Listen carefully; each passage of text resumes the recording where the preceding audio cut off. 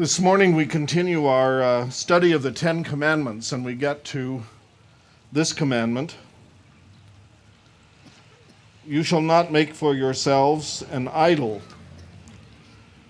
whether in the form of anything that is in heaven above, or that is on the earth beneath, or that is in the water under the earth. You shall not bow to them or worship them, for I, the Lord your God, am a jealous God, punishing children for the iniquities of their parents, even to the third and fourth generation of those who have rejected me, but showing steadfast love to 1,000 generations of those who love me and keep my commandments. Now, I'm going to begin by helping Nikki out. Right there. Nikki, which commandment is this? Which number commandment is it?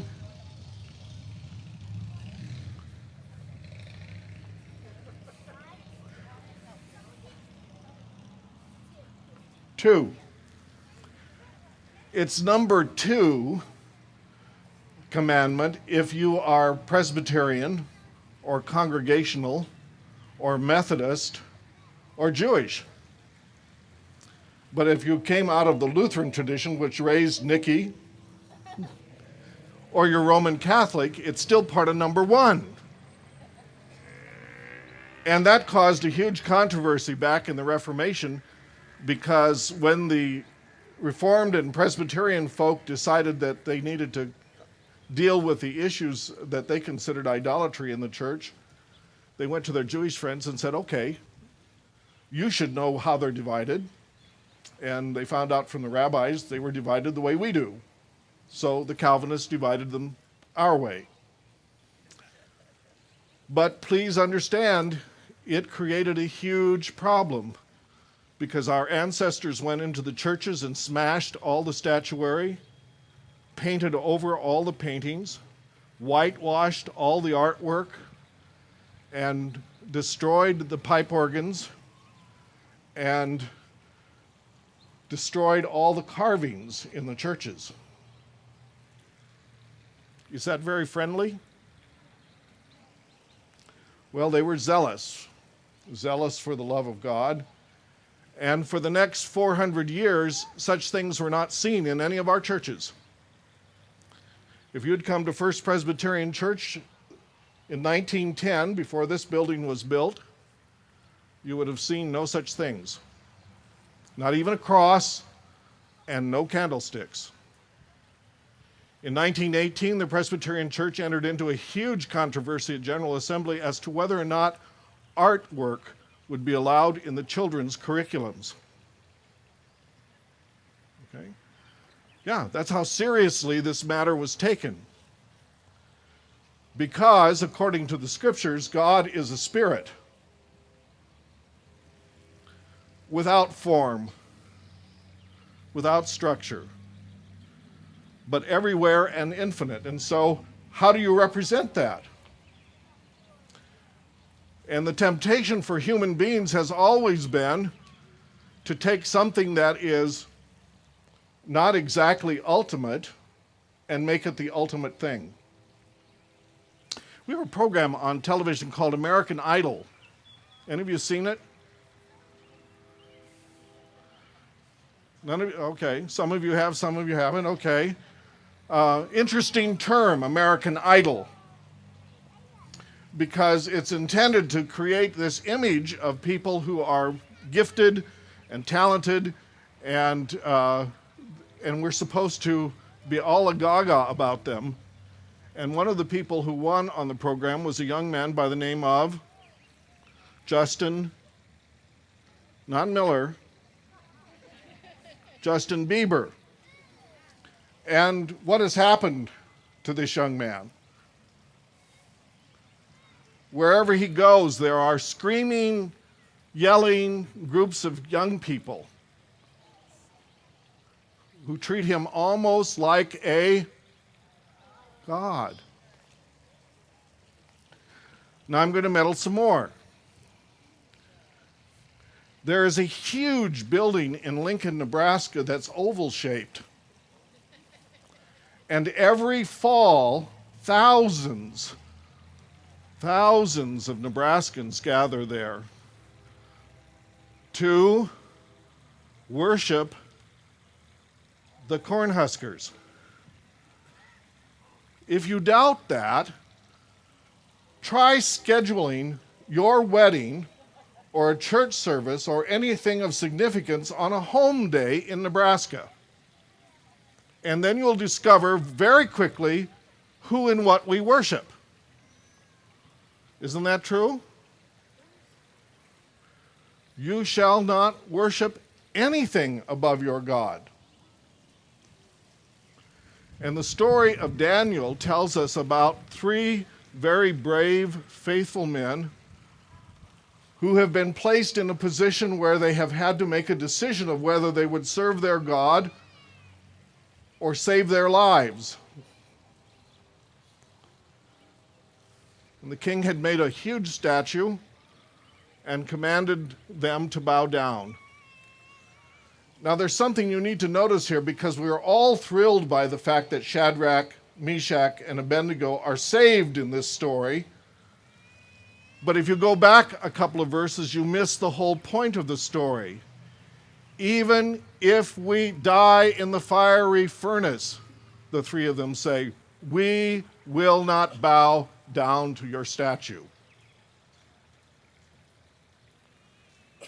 Even if we burn to death, we will not serve your God.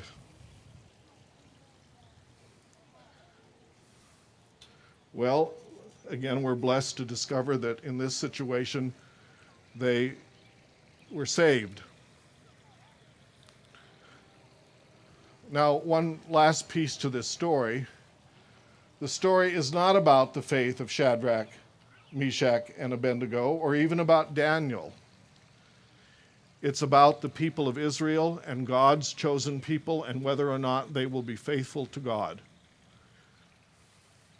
The fiery furnace is a symbol of the crucible in which all of us dwell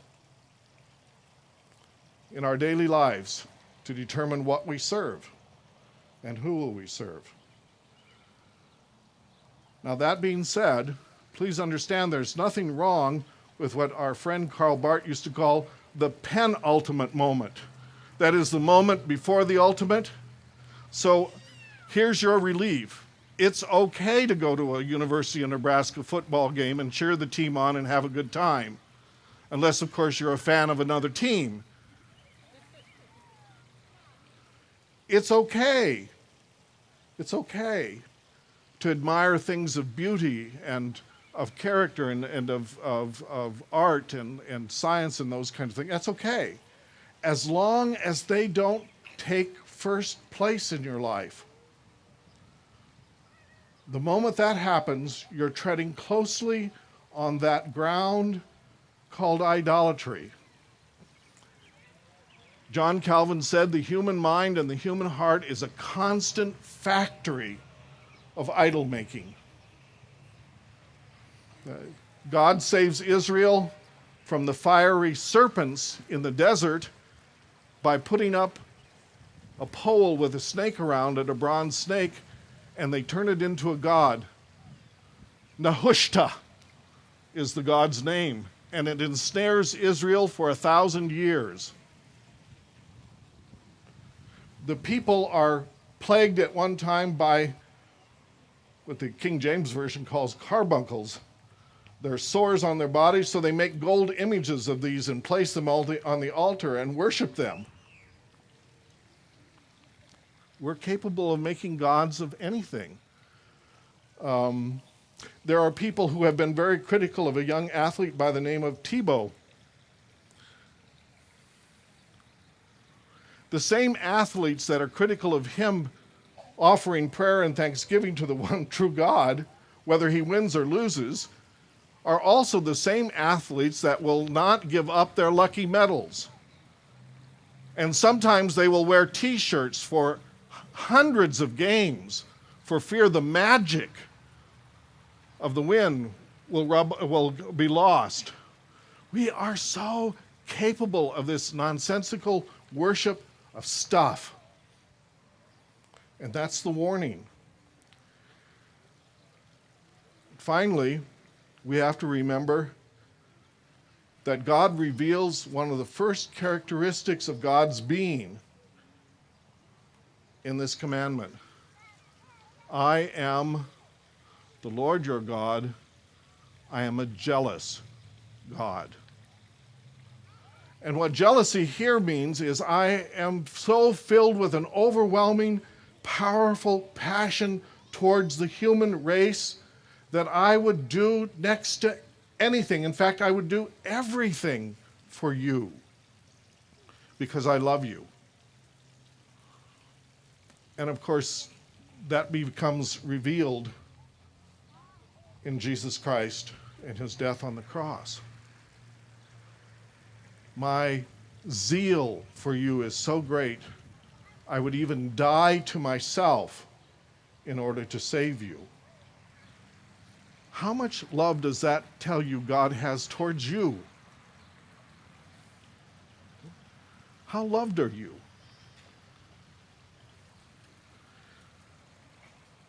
God is a jealous God who wants you to serve God only.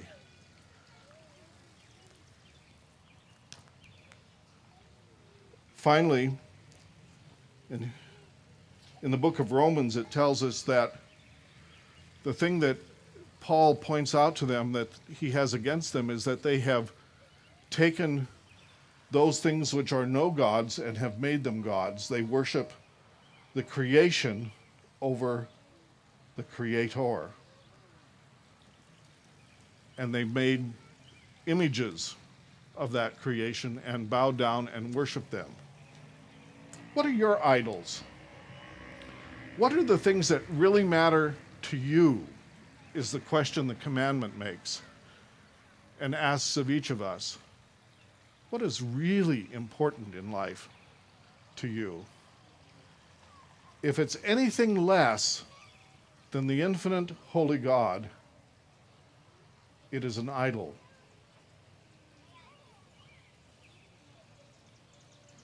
Amen.